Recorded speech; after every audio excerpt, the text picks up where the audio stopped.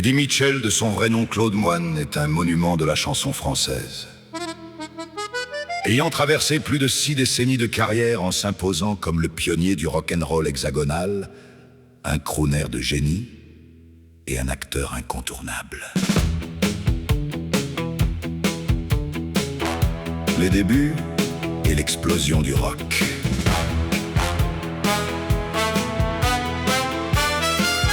Né en juillet 1942 à Paris, Claude Moine grandit dans un milieu modeste et se passionne très tôt pour le cinéma américain et la musique d'outre-Atlantique. En 1960, sous le pseudonyme d'Eddie Mitchell, il devance la vague du rock en France en fondant le groupe Les Chaussettes Noires.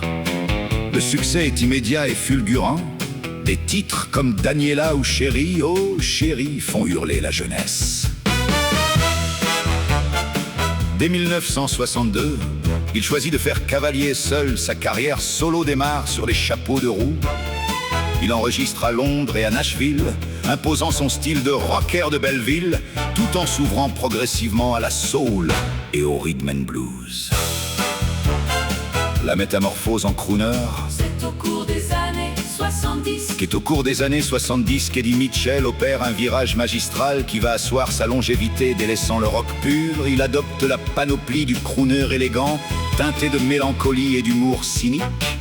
Il collabore fidèlement avec le parolier Michel Jonas et surtout son compositeur fétiche, Pierre Papa Diamandi. Cette période voit naître ses plus immenses chefs-d'œuvre ancrés à jamais dans le patrimoine français.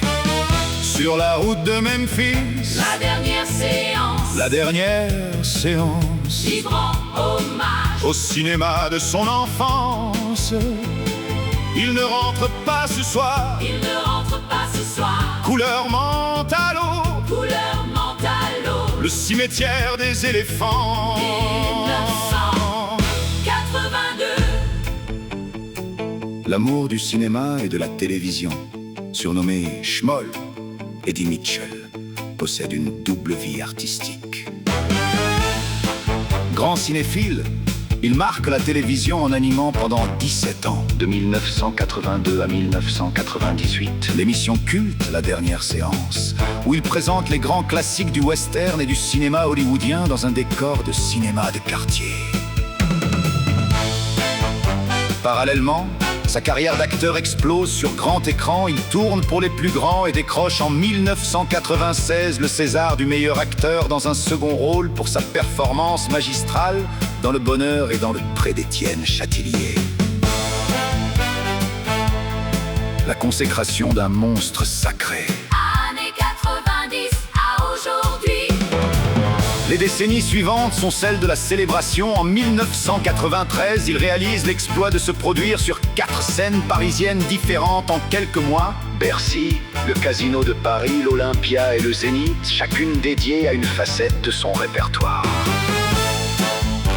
En 2014 et 2017, il s'associe à ses amis de toujours, Johnny Hallyday et Jacques Dutronc, pour former le trio mythique Les Vieilles Canailles, offrant au public des concerts historiques.